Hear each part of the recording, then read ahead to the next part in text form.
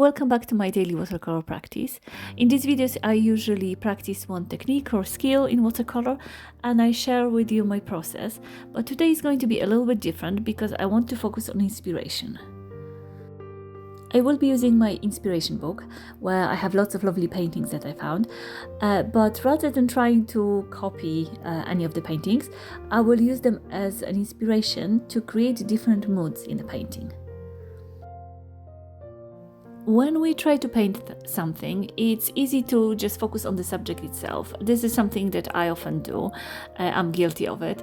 That I just think like, oh, I'll paint poppies, or like, oh, I'll paint landscape. But what I want to try to bring to my paintings is feelings that I want a viewer to have when they look at the painting, or feelings that I felt when I was painting. I'm going to start small and simple because this is really something I don't normally do. So I don't want to overwhelm myself. I will just do something that feels easy and we'll just see what happens. So I picked a painting that I'm going to use as an inspiration. It's the one on the left. The hearts with like a leafy patterns kind of drooping down, and I want to paint it in a kind of like a sad, melancholy way, so I'm just choosing moody dark colors. It's really just going to be a simple interpretation because I really just don't know what's gonna happen, but I don't want to make it too hard. I thought I'm going to let the paint kind of dribble down. I thought this will almost like resemble tears maybe.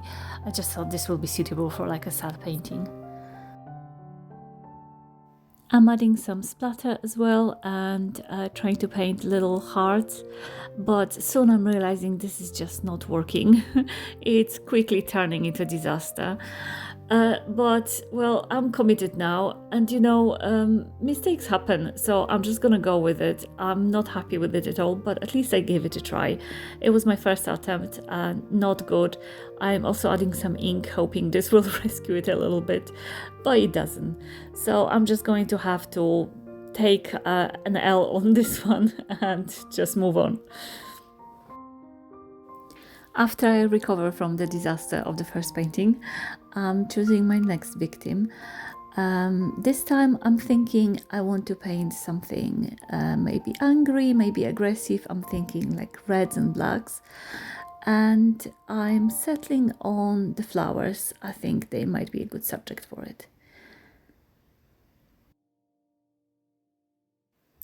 I also decide to blow the paint to create this movement, these strong shapes. I feel like this will work for this, the feelings that I want this painting to evoke. And in hindsight, I think maybe this just comes from me being angry at myself for ruining that first one. So yeah, I feel ready for this one. What I learned from today's exercise is that rather than trying to paint a feeling, I much more prefer to paint what I actually feel. I think that's why I had so much more, even though I was a bit angry with myself, it just kind of felt so much more natural to create this second painting. It just felt more authentic and aligned with what I needed, I guess.